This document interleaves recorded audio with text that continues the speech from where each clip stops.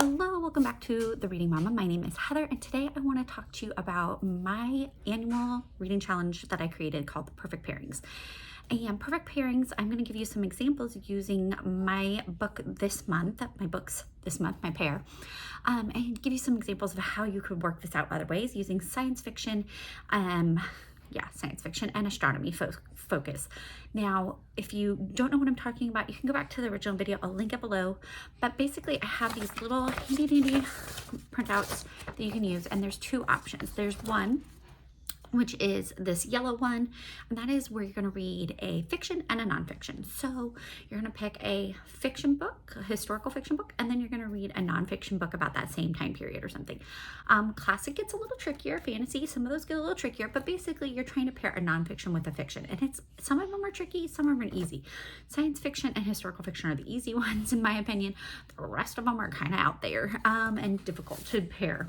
The other option, which is one I use a lot. So this one is one I do for kind of fun for myself. This one I do for my homeschool because I'm a homeschool mom with 8 kids.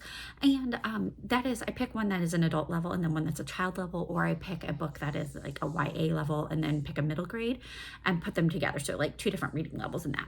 So let me give you some different options while sharing my example for this month. So this month I did a science fiction pairing. And I just finished Project Hail Mary, and it was phenomenal. I finished it in about 5 days, which is really good because physical reading with an infant and a big family is really hard to get to physical books. But I absolutely love this book, and I have so many different ways. I grabbed all my books that I thought could somehow connect on any of these pairings. But what I'm pairing it with is Hidden Figures, which has been sitting on my shelf for a while. And so Project Hail Mary, let's give you a quick synopsis. This is the sun is dying. There is a life force that is sucking it dry, and the people of Earth are trying to stop it from happening. And so there is a lot of science that goes on. You could go a lot of different ways with this. But what eventually happens is that there are scientists who are sent into outer space to find a solution to this problem because of other things that are going on. And there's a lot of detail. There's so much science, so much math in here. I mean, you could use a math textbook with this for your nonfiction because there's that much math. But Project Hail Mary, it was hilarious. I really didn't expect it. Pretty clean. I think there were maybe 2 or 3 swear words total. There was 2 pages where they have sexual references, but they were totally unnecessary, totally could be skipped. It's just thrown in there for nonsense. I don't know. And so it could be very easily clean. I really, really, really enjoyed it. I know the movie coming out has Ryan Gosling playing at it, and honestly, I think Gal is the best actor for this particular character, who the main character is a middle school science teacher who used to be a hot shot in science, knows a lot, genius level scientist, and then something happened and he became a middle school science teacher. He's the cool science teacher, and then he gets roped into helping save the world. And so he has just a lot of funny comments and things like that, and it's very interestingly written with an amnesia trope in there. So just hear me out. There's a lot going on, and you could take this a lot of ways. I'm pairing it with Hidden Figures because this has been sitting on my shelf for a while, but also because I really love astronomy and outer space and things like that. That's a holdover from my dad. I know my dad will love this book. Hidden Figures, of course, also has been made into a movie. So, there's another connection there, and Hidden Figures is just phenomenal. I'm almost finished with this one now. I'll finish it before the end of the month, definitely. And it tells the story of several women in NASA, basically. Let's just put it that way. There's so much going on. It talks about some of the politics that are going on, some of the racial things that are going on, all the space race, all these things, and then just the science and the awesome women, these just genius level women, and what they did for women and women of color. And it's just phenomenal. And I do have, let me grab a book here. There is also a young reader's guide available, which I purchased for my kids. And then there's also, don't worry, I got more. There's a kid's version. So you could do, whoops, where did it go? You could do the kids. You could do all nonfiction and do all these different levels. But anyways, I digress. But these are my perfect pairs. But I wanted to show some other ways that you could do some cool perfect pairs with this kind of astronomy bent. So let's just say maybe you're going to read a nonfiction astronomy book. Then you could put pretty much any science fiction, not any. Okay, some science, I just finished an Ursula Le Guin, and that was not outer space really at all, except for the weird turtle creatures. I digress. But you could like read this phenomenal series by Kathy McCrum, Recorder, clean Christian science fiction. Didn't know that was a thing, but this is awesome, and it is set in outer space. And that's all I'm going to give you. It's called the Children's Consortium, not sure, series, and you follow a society where not everything's perfect, and there's all those cool sci-fi elements with alien creatures and biological things. Oh man, there's so much. Wow. Okay, these really could go well together for two. They're both adult level, so you know you couldn't really do that, but they do go well together. Anyways, but this one is clean Christian, love it, beautiful series, beautiful covers. The other ones kind of have this beautiful what do you call it, ombre kind of colors. So that would be another science fiction you could pair with any non-fiction astronomy book, okay? The Hideous Strength, or the Space Trilogy by C.S. Lewis. Now this one is the one I haven't read yet. It's still on my list. I'm hoping to get to it this year. The first three were weird. The first two were weird. So the first one, what is the first one? Out of the Silent Planet and Paralandra. Out of the Silent Planet, I believe they go to Mars, I think, and Paralandra is Venus. So maybe he's going to another planet in this one. I'm not sure.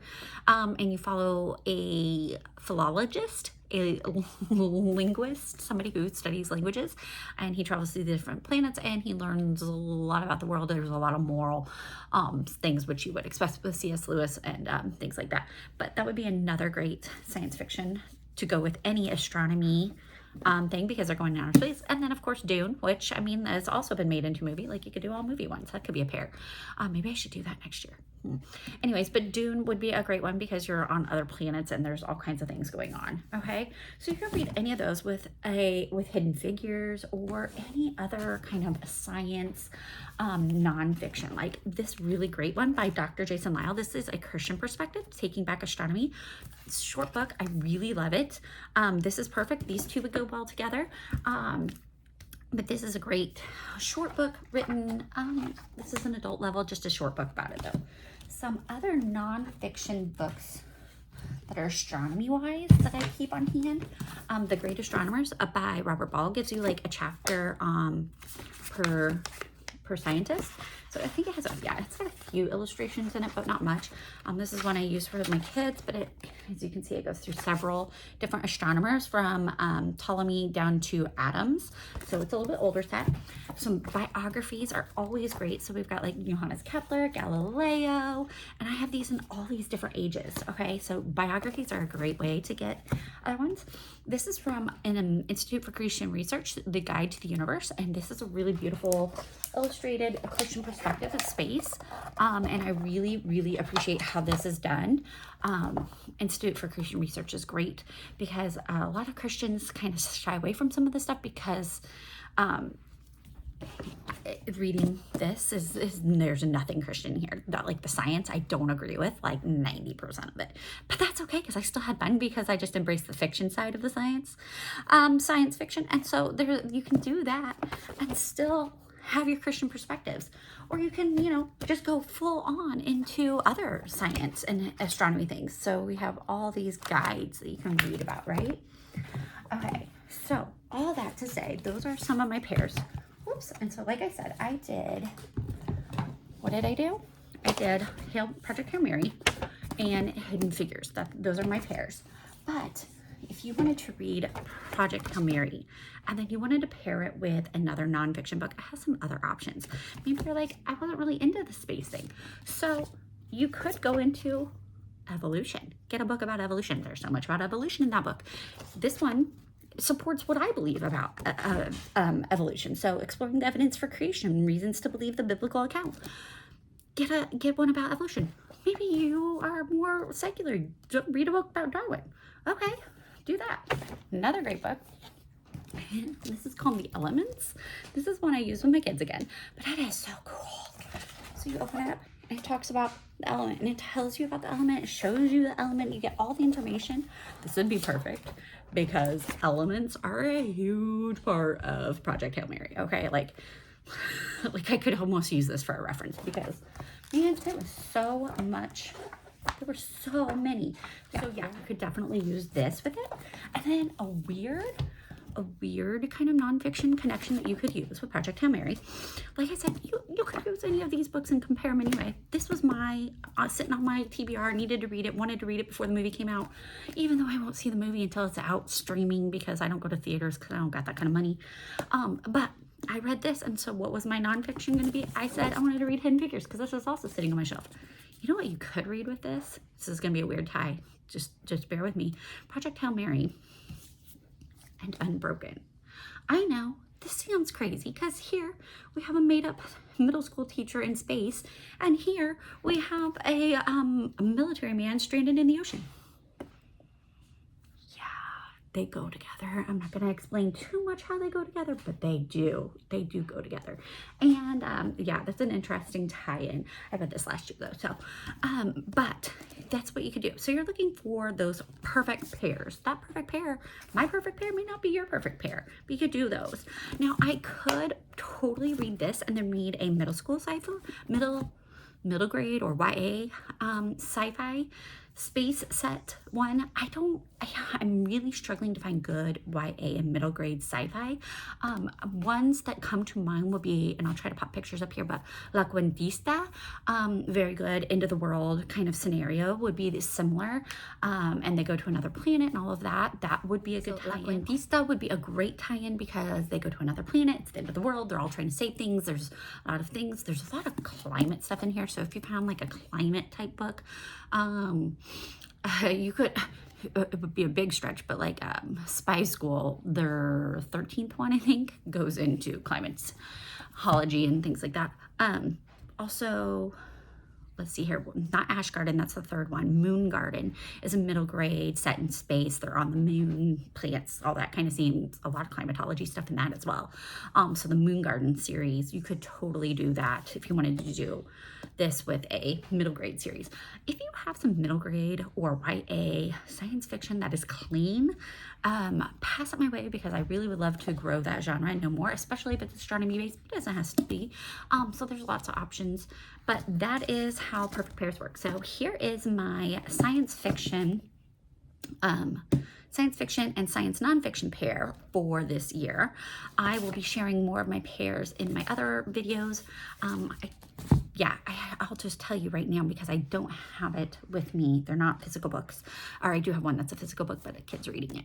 I'm reading Vietnam in America by Albert Marin, and that is a nonfiction book about the Vietnamese people and the history of Vietnam, and then how America came into play during the war. And so I am reading that, and then I am reading several different Vietnamese historical fictions that I will be sharing in a whole Vietnam video. But Susie Finkbeiner's books are the ones that I'm using for my kind of perfect pairs, so to speak, and they're great, but there are lots of different historical fiction things that you can do that with. Find a nonfiction book about it and then a historical fiction with it. That's the easiest tie-in. And so, like I said, check out my original video to get the forms for these if you want to do it. And yeah, enjoy reading in pair. Why don't, real quick, just so you know, why do I do this? Because it makes it better. Because I read the science fiction and then I dig deeper. Oh, I also read, what's it called? The second one is called The Faded Sky, The Calculating Stars. Calculating Stars. They, that was a phenomenal book. That would be perfect tie-in, like perfect for this. I digress. But that's why I do it, because when I read The Calculating Stars, I was like, I need this book. I need to read further about the actual calculators, because in that one you have an alternative history of a meteor crashing and then the computers, and it's totally nonsense and it's wonderful. But I needed to know more about the real calculators. When I do this, it's for me to dig deeper into the subject that I'm reading about, and something I enjoy. It's also something I do in my homeschool to help me as an educator to know more about the topics for my kids and also read widely. So that's kind of why I do this perfect pairings every year. Even though I don't usually do it this specifically, it's just by happenstance. This year I'm doing it on purpose, and now I'm having trouble finding matches, but that's okay. It's making me read widely and dig deeper, and I'm enjoying that. So I hope you'll join me and have a good time reading. Thanks for watching, and have a blessed day.